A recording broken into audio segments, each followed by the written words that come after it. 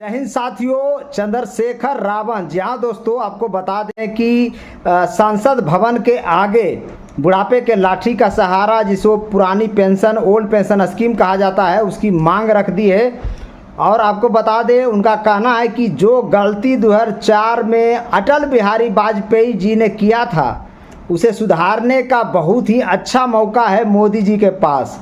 और मोदी जी पुरानी पेंशन बहाल कर दीजिए। पूरे देश में जितने भी सरकारी कर्मचारी हैं, सभी लोग भूख हड़ताल और आंदोलन जो करते रहते हैं लगातार, आप देख रहे होंगे। एक भी कर्मचारी ना ही यूपीएस से खुश है, ना ही एनपीएस से खुश है, और सभी को चाहिए पुरानी पेंशन।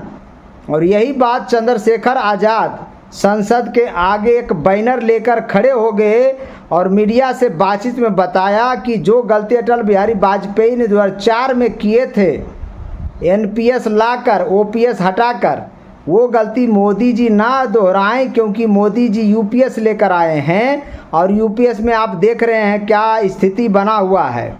आपको बता दें कि 20 अप्रैल तक का सांसद में ही ये डाटा आया था कि यूपीएस मात्र 31,555 लोग ही चूज किए हैं। तो आप सोच सकते हैं कितने कम लोग हैं। यानी 30 लाख एनपीएस कर्मचारियों में से मात्र 1.37% लोग ही यूपीएस चूज किए हैं। यानी कर्मचारी भी जानते हैं कि उनका हित क्या है, अहित क्या है। और इसीलिए ओल्ड पेंशन स्कीम की मांग आज से नहीं, 2004 से ही लगातार जारी है। और अभी मोदी सरकार यूपीएस लेकर आई है, जो पूरी तरह से फ्लॉप हो चुकी है ये योजना। और किसी भी हाल में आपको बता दें, ये 10% लोग भी नहीं ले पाएंगे इसको। क्योंकि पहली बात ये है कि यूपीएस में इतने कॉम्प्लेक्सिटी डाल दिया गया है कि अच्छे अच्छे लोगों को यूपीएस समझ में ही नहीं आ रहा कि आखिर यूपीएस किस बला किस चिड़िया का नाम है। तो सबसे बड़ी बात है सिंप्लिसिटी, जो आसानी से कर्मचारियों को समझ में आए, वो है ओल्ड पेंशन स्कीम। उसमें किसी भी तरह का कॉम्प्लेक्सिटी नहीं है।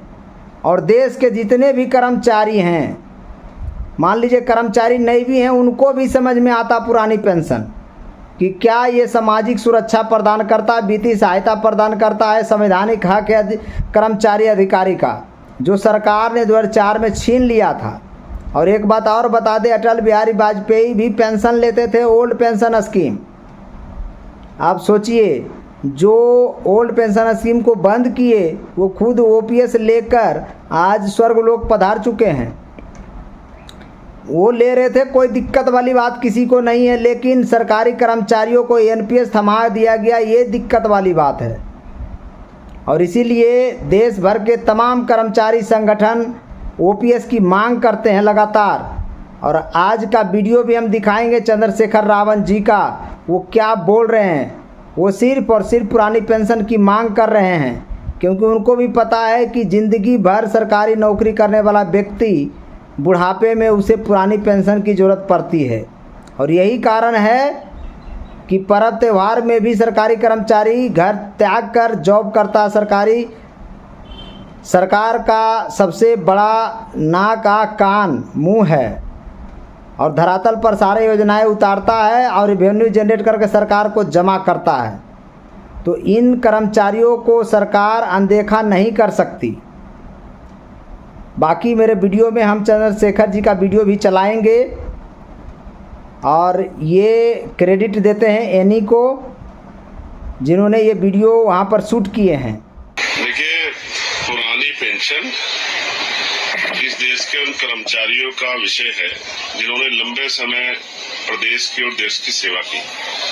अपना पूरा जीवन, कभी कभी परिवार से भी मिलना नहीं हुआ, कभी कभी दुख सुख में, तीज त्योहारों में भी पहुंचना नहीं हुआ, और वो लगा दिया देश को आगे बढ़ाने के लिए। लेकिन आज उनको जो उनके बुढ़ापे का सहारा है, पुरानी पेंशन, उसका लाभ नहीं मिल रहा है।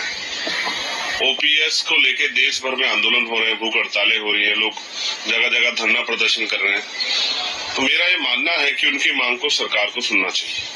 ओपीएस एक गारंटी है, ओल्ड पेंशन स्कीम एक गारंटी है सामाजिक सुरक्षा की और सेवा के बाद उनको गरिमाई जीवन देने की।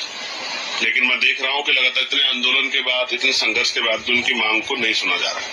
तो आज मैं यहाँ ये विरोध दर्ज करा रहा हूँ और उन भाइयों के समर्थन में जो ओपीएस के लिए आंदोलन चला रहे हैं, उनके संगठनों के समर्थन में, और सरकार से डिमांड कर रहा हूं, सरकार उनकी मांग को सुने और ओल्ड पेंशन स्कीम को लागू करे। जो गलती अटल जी के समय में हो गई थी उसको वर्तमान के प्राइम मिनिस्टर सुधार सकते हैं और फिर इतिहास इनको याद रखेगा कि इन्होंने कर्मचारियों को पुरानी पेंशन जो है वापस दिलाने का काम किया। इनका इतिहास में सम्मान बढ़ेगा।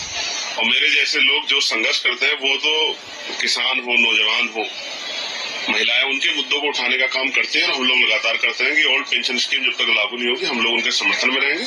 आंदोलन करना पड़ेगा, संघर्ष करना पड़ेगा, आवाज उठानी पड़ेगी, उठाएंगे। मैंने लोकसभा में कई बार ओल्ड पेंशन